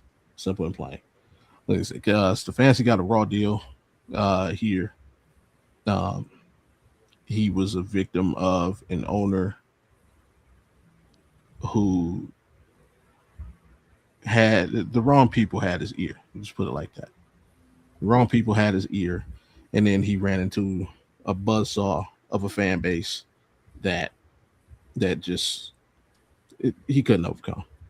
Like he kind of like the Shedeur Sanders strain was just too strong, and it ran him over. A lot of false narratives about Kevin Stefanski came out. Like, you don't win Coach of the Year by accident. Like the man coach, he took a team that hadn't done nothing for 28 years and took him to the playoffs twice. Like, so I think the way the Falcons is set up, and as long as he's allowed to do what he wants to do, I think things are looking up for the Falcons. Now, I'm not saying Tua is the long-term answer, but he will have a real opportunity to change the narrative on himself, and I think he'll be able to do it. I mean, I'm pretty warm on this, man. Just keep him upright. Just like Champ said, he's not to go into Grady. Just keep him out of Grady. And I think he can do. There's nothing wrong with handing the ball off to Bajan. I like, what he did in Miami outside of. Damn, I'm trying, man. I'm trying. He has a chance, yo. I give him a chance. I give him a fighting chance. So I would say when we say a temperature or trying to compare it to something, damn. Did y'all see Allen's comment? Madden No. rating. Yeah, the Madden rating. Nah, Nah, he's talking about somebody. He's talking about he's talking about somebody else. nah. Y'all ain't see his comment Yeah, because I'm sitting I here think he's looking talking at about it. Malik Willis. If he's talking about anybody. Nah, it's I would show y'all. I don't know if you can see it, but they wouldn't let me post it on. They asked me, do I want to review it before I post it? Oh, That said no, y'all pretty cold. Pretty cold is what Alan said. but yeah, come on, man. I mean, that's a good offense. Give him a chance. He's on a prove it deal. I'm pretty, until I see Miami stuff going on. I agree with what Champ is saying, but I mean, he has a chance to pretty But much. here's a question: Is he in Atlanta the star, or is he in Atlanta to be the backup? I don't think If Penix anybody. is ready, is Penix the starter? That's So the question. that should not happen. That should not happen. So, and this is what I was gonna, and I don't want to cut anybody off, cut you off, Jay, or whatever. But Scott got to my point, right? So the idea is whether or not he starts, we're paying him back up money because Miami's still giving him 54 million of his guaranteed money for Yeah. 2026. So Yeah. it's almost how you know it's like in real life they getting them for nothing. You know what I'm saying? And Yeah. it almost how when the Steelers 2 years ago got yeah, of course now I can't now picture his mind. I'm seeing him in my head, but now I can't talk Are about you it. talking about your But running back that you got now? Or are you talking about Aaron Rodgers? You talking about who you talking about? yeah, I know I'm now because I'm drawing a blank about who it is, but from Denver, from Seattle, Russell Wilson. Russell Mhm. Wilson. Yeah, Russell Damn, it's Wilson. like that. Yeah, man. I so much it's like my phone's going off, so it threw off my whole train of process.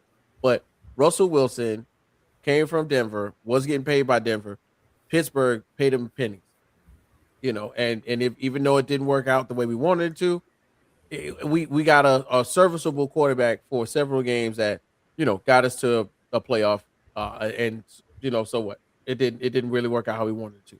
But now it's a very similar position when we think about Tua Tagovailoa coming from Miami, getting 56 million, still, and only having to pay him 1.3. I think it's a win-win either way because Miami, unfortunately, Miami's got to pay him. Atlanta gets to keep him. If he does well, then hey, look, let's revisit this in the next summer. You know what I mean? We won't feel as bad. But if he's not even the starter, Michael Penix is the guy, and Michael Penix gets to show us once again what he's worth.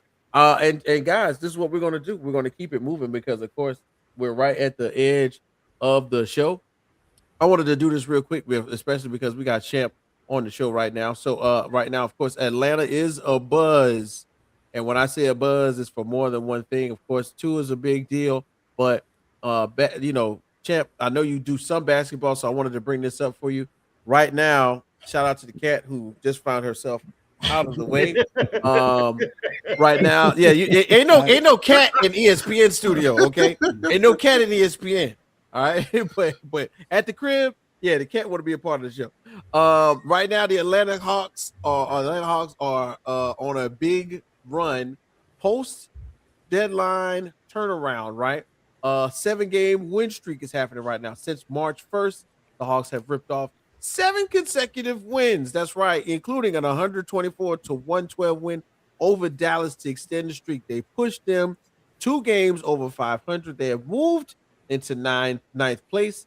Jalen Johnson has skyrocketed up the most improved player boards, and somehow, some way, I would be remiss if we can't talk about Jonathan Kuminga being 23 points per game and 7 rebounds per game, effectively changing the dynamic of the Atlanta Hawks basketball team. Gentlemen, really quickly, because we're technically running over time. As we think about the Hawks basketball team and the changes that they've made since the trade deadline, are we looking at a resurgence of Hawks basketball in Atlanta, minus March 16th, Monday, which would have lived in infamy? Yeah, I think we are. I really do. And the thing is, Jalen Johnson, I think that, and the thing is, Atlanta's not being measured by championships. We just got to make the playoffs. Give the city something to believe in. We, like I said, I've been going to a lot more games as of lately, and you just got to give the city something to believe in. You know, it's not like soccer is up here, which we've won a title. It's not like the Atlanta Braves, we've won a title. It's not like the Falcons, we went to 2 Super Bowls, or even the Georgia Bulldogs, we won 2 national championships. In basketball, we just want hope. We just want hope. And with, I mean, I'm just being honest. We haven't had a chance in HE double hockey six since Neat left. We know there's no championship. But as far as basketball, we just want hope.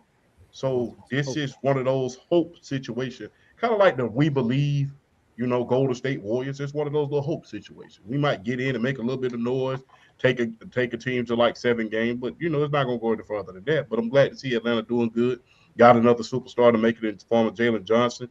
Kuminga proving, a lot of people wrong, and coming out and doing what he need to do. So I believe in the Hawks. Like I said, this is about hope. This is not about championships. Kuminga hasn't been healthy. Well, he hasn't played, so to say. He's been out, a good bit of these games. So that's pretty encouraging. I'm with it. I am with it. I'm with the team. Like I said, the Southeast is going to be crazy outside of the team, which just gave up 83 points to one player. Southeast is pretty much anybody's division. So, I can't wait to see Kuminga come back, and can't wait to see this matchup with the Hawks and the Hornets with a full roster.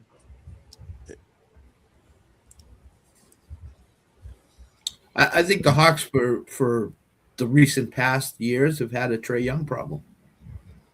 And I think by trading Trae Young out of Atlanta, I think now, and if the return you got was great and everything else, what you did at the trade deadline, I think we're going to see Atlanta start to ascend up. I'm not saying up to the top of the East, but I think you're going to start seeing them ascend to 5, 6, 7 seed. So I think Atlanta's on the way up. I think they're a team that can go up and not down. Yep. And I mean, it's good to see somebody in the Hawks front office that watches, in the hoop on the RecRoom Sports YouTube channel, because, I believe you guys have a really smart dude, handsome dude too, that's usually on your show. And remember last season he was saying that the Hawks need to trade Trae Young and build around Jalen Johnson. I don't know who you need to have him on the show more often. As a matter of fact, he's a pretty solid dude. Who was that guy? Anybody guess? I don't know.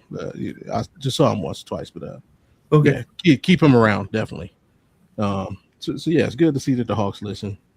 Like I said, I mean, Jalen Johnson's a hell of a player.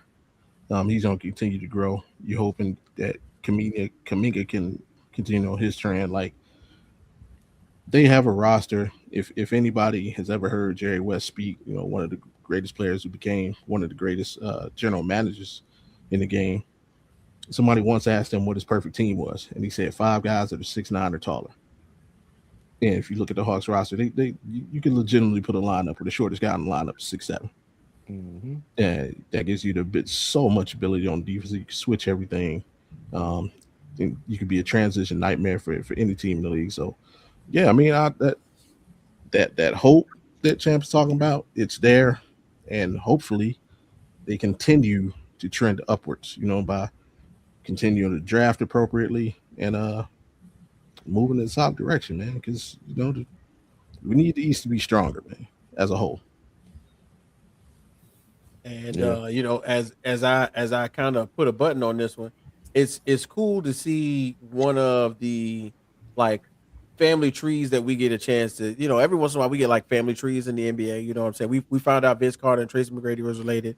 We got the Holiday brothers, and to see Nikhil Alexander Walker, right? Of course, we all know who his cousin is. You know what I'm saying? Like, it's cool. Like he had a role in what was going on in Minnesota, I think, and he played it well. He came off the bench. He played defense. He had that corner three going. And I would be backwards if I didn't talk about them inserting it into a starting role and him playing a really big part in what's going on because you know what I'm saying. Jalen Johnson can't do it on his own. CJ McCollum couldn't do it on his own. Onyeka Okongwu, we know that. We know what's up with him. It's a different thing. But Zachary Richard, it's a lot of pieces that I don't think that before the season got underway that we were seeing them in this kind of like Corey Kispert. Who's Corey Kispert? But now we know. Oh yeah, Kispert from the corner is worth something. You know what I'm saying? And then it's really, I think, one of those things where I think I want like earlier this season and last season we were looking at the Bulls, and then they were calling them the baby Bulls and how they were running. This iteration of the Bulls is a little different. I'm enjoying watching this Atlanta Hawks team mature and find their way. Just like Jay said, that when they got Kuminga, it was great. He hasn't been playing as much due to health issues, of course, because of course we knew he was going to have some, but still yet to not have him as consistently, still make it over 500, still be on this 7-game win streak, I think is a great deal. Guys, thanks for stopping in, everybody. Uncle Scott, I see you. I know you got to go. Got to be out of here. Uncle Scott, what you got going on this week? Let the people know. So lock it in this weekend. I'm not going to be on Falstad Thursdays because of personal reasons. This weekend we're going to lock it in, and we're going to do it Sunday night on the RecRoomSports channel as the NCAA brackets are being released. So we will talk about it. Any bets that we look at, early bets that we're going to place, we're going to do that.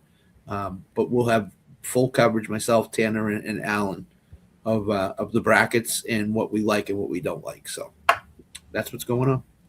All right, and of course, hey Scott, we like always, bro. We appreciate you working through adversity right now. Much prayers go to you and your family as always. Brother Champ, you are working hard as always, man. Shout out to Sports PSP who popped into the Instagram lobby. I saw you, bro. Appreciate you. What you got going on this week, Champ? Tomorrow night, Sports PSP podcast live at 7:30, and this Monday, Undisputed GOAT podcast, man. I'm always on my TikTok and bringing in news, a big kind of business. Breaking news. I be like, oh shit, what happened? But everybody loves one thing that I do. What the heck going on in Miami? Everybody loves when I bring that up to something. Yes. Everybody loves what the world going on in Miami. So not gonna lie, thank y'all for inviting me as usual. I appreciate it as usual. Oh yeah, no, Champ. Well, we appreciate you.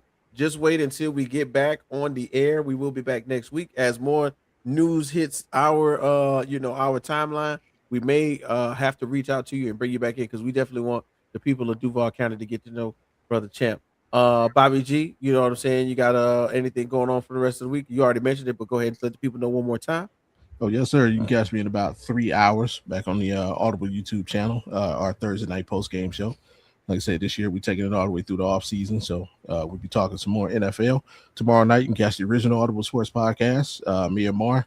And again, we'll be talking our top 20 players, top 20 NCAA tourney runs by players who didn't pan out in NBA. Y'all gonna do that? I heard y'all last week. So yeah, so we're gonna do that tomorrow. That's gonna be a good list. I want to see that. Yeah, I love doing this. Bring that nostalgia, man. It's like, oh man, I remember this dude was so cold, so it's always fun. Then of course, game time 216, Mondays and Wednesdays, man. All Cleveland all day. Got you. And of course, Jay, we got in the hoop tomorrow. We're doing some basketball talk. You ready for some basketball, bro? Yeah. TMI. I was on the toilet when Bobby was saying the top 20 players in college basketball history. And I was saying to myself as I was getting myself together, I bet you was Tyler Hansborough's number one. What's up, Cat?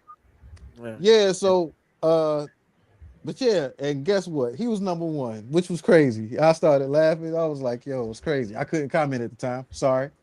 That wouldn't have been nice. That wouldn't have been good. But yeah, also, yeah, champ.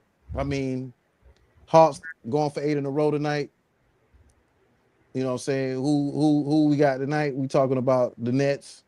So that might be 8 right there. We might go ahead and chalk that up, right?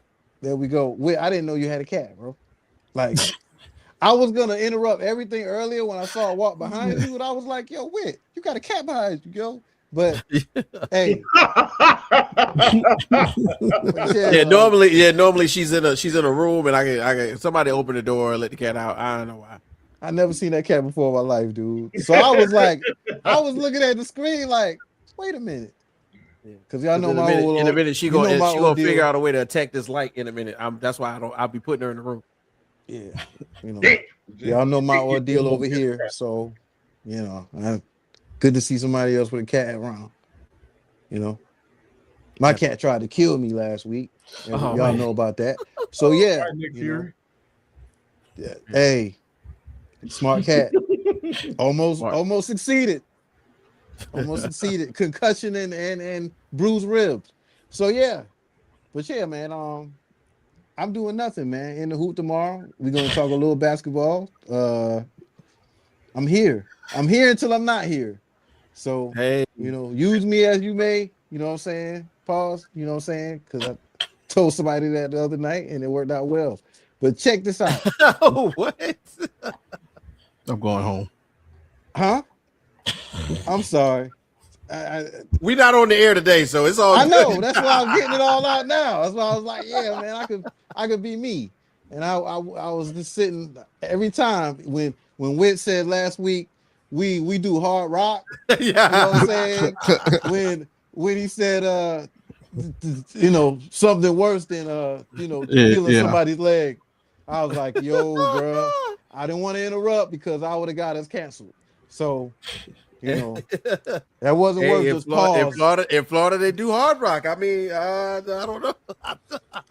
Depends on how you look at it. Both statements are true. Hard rock. Yeah. Well, in Florida, they do hard rock. Depending on what you look at, depending on which way you look at it, both statements are true. Anyway, ladies and gentlemen, we appreciate you. We had a great time right here on the Rec Room Sports Show. Uncle Scott for joining us. Chad, thank you for coming in straight after work. Jay, Bobby, your boy K. Witch, Mama's #1 draft pick, and our friends over there at Unique Trends and Styles, we want to say thank you. Make sure you pull up on them, 266 Blandon Boulevard, Suite 8A, right next to City Thrift, Orange Park, Florida, on Blandon, man. We got it going on over there, so make sure you check them out. What up, everybody? Shannon, what it do? Biff, what it do? Okay, Flip was good. Sheree, I see you. Have a good night, y'all. Peace. Next weekend, we will be in the studio, so you will be able to listen to us on ESPN 690, both on the radio and online, and we out.